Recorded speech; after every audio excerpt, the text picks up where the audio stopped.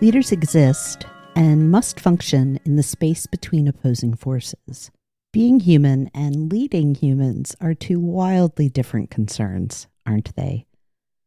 Humans are creative, adaptive, prone to error, often selfish, capable of love, and generally complex and messy. And despite this, we humans expect our leaders to be resilient, inspiring, all-knowing, and entirely devoid of flaws. In other words, perfect. It's a wonder anyone chooses to lead when you consider how impossible it is to actually be both human and perfect. The real irony is, though, that we do not need perfect leaders. No, we need humans who will lead.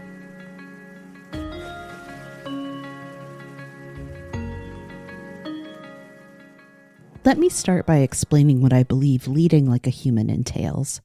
There will obviously be details and circumstances in specific industries or particular companies that define the discrete duties of any one leader. But when we peel back the minutiae of a job description, leadership involves a surprisingly small number of essential mindsets and behaviors. In fact, I count 3: demonstrating care, providing support, and choosing grace. These 3 essentials enable leaders and their teams to take action, which is so vital to the workplace that I'm going to call out moving to action as a 4th essential for our purposes. So, leaders need to think about and act with care, support, and grace. That sounds lovely, doesn't it? But if we don't address what it takes to think and act this way, we can't expect leaders to succeed. That's why we need to talk about the competencies that make it possible to lead well.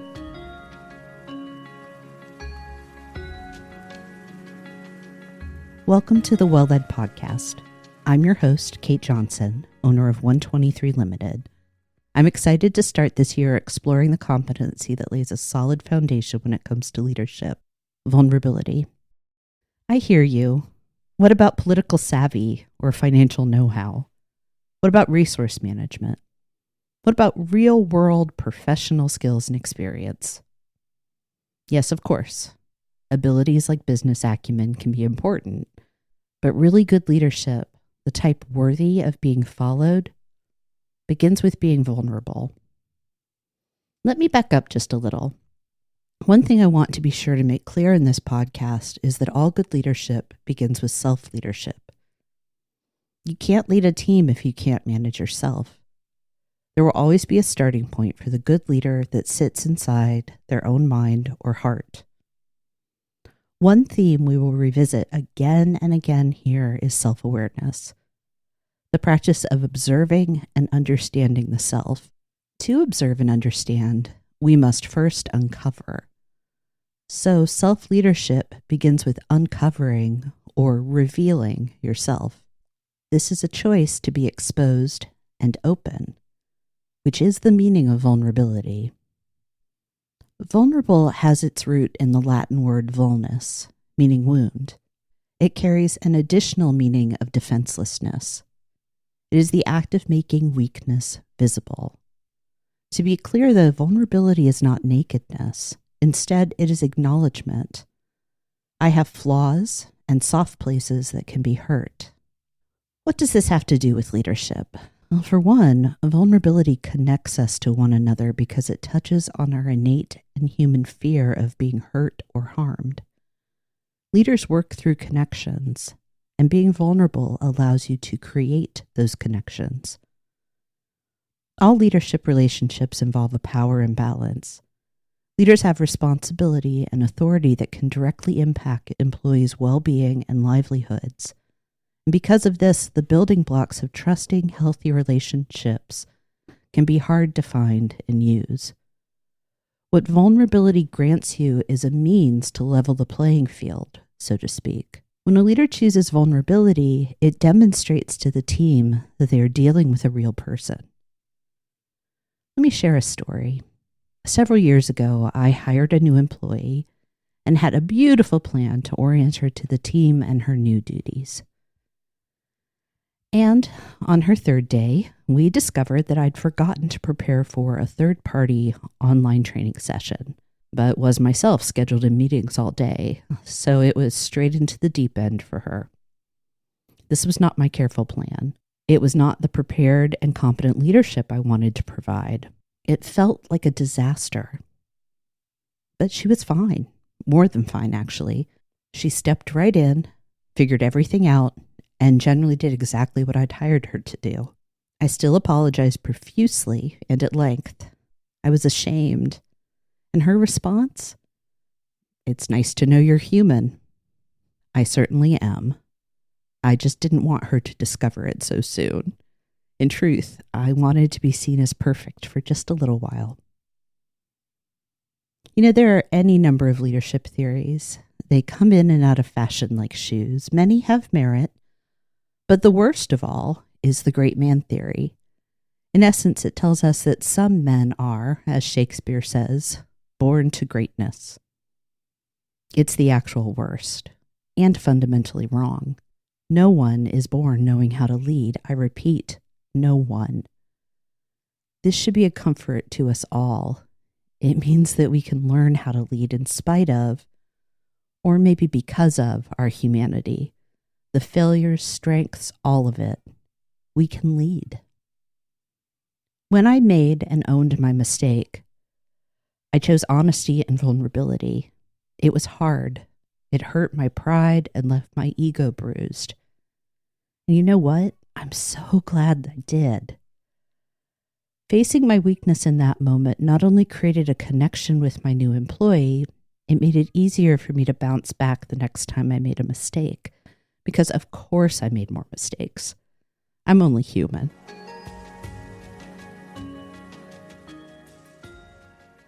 I'm not saying that you need to make lots of mistakes to be a good leader.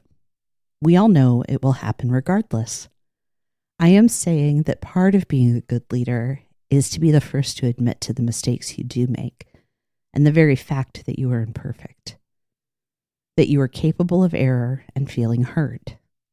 You don't need to dwell on this or share it extensively. You do need to accept it for yourself and integrate it into your leadership practices. Let's explore what this can look like. As we've discussed, it can look like developing the habit of owning your mistakes. Beyond that, leaders who choose vulnerability can be heard saying, I don't know. In other words, admitting ignorance or a gap in your knowledge. Then there's the leader who accepts negative feedback with gratitude and no defensiveness. Or the leader who builds teams and partnerships that fill in their own skill gaps. The leader who delegates willingly, especially when they know doing the work themselves is either safer or could bring them recognition. The leader who celebrates when an employee takes a promotion on another team. The leader who tells a story about a missed opportunity or failure. The leader who has known and can understand heartbreak. The leader who shares their hopes for the future. Anytime you choose to share a characteristic of your humanity, you are being vulnerable.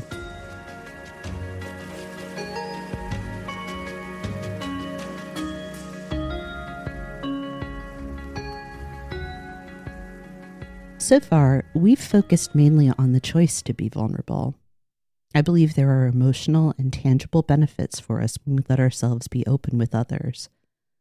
But I'm advocating for this because it means something for your employees and the work you all are trying to do too. Vulnerability is one of the competencies, skills, knowledge, abilities, traits, and the like that I have identified as being part of the leadership essential demonstrating care.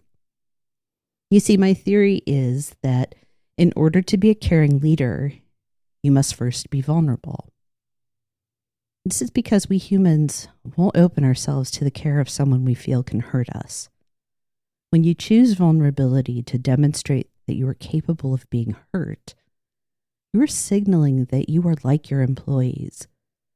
They can trust you not to hurt them because you know how awful it is to be hurt. There's a beautiful story shared by Donald Miller in his book, Blue Like Jazz. A team of Navy SEALs were on a mission to rescue a group of hostages. But when they found the hostages, these scared and hurt people were afraid of the SEALs. They couldn't be convinced to leave until one of the soldiers removed his helmet, set down his weapon, and curled up next to the cowering prisoners. He began whispering assurances and used his whole self, tone, expression, body language, to help them see that he was not another threat, that he was actually like them. He made himself vulnerable. It was an act of caring for the people he was responsible for, and it resulted in a successful rescue mission. Now, most of us don't work in conditions like this. And there is a truth still for us to learn. We care for others when we allow them to see that we trust them with our weaknesses. Leading well doesn't start with glittering accomplishments or galvanizing speeches. It is rooted in the willingness to be defenseless with others, not so that you can be wounded, but so you can care for your people.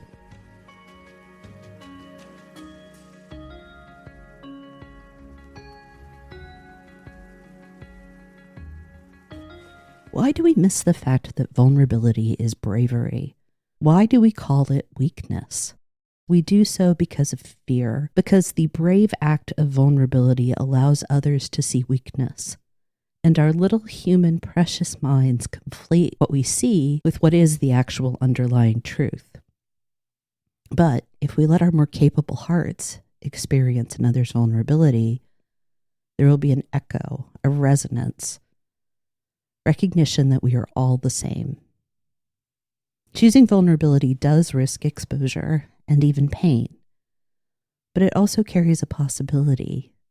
Vulnerable people are capable of genuine connection, the kind those who wrap themselves up in fear, perfectionism, and the other lies ego whispers will never have the chance to experience. When I think about what it takes to lead well, human connection, understanding, humility, compassion, and all the rest, the rewards of vulnerability far exceed any risk you may face.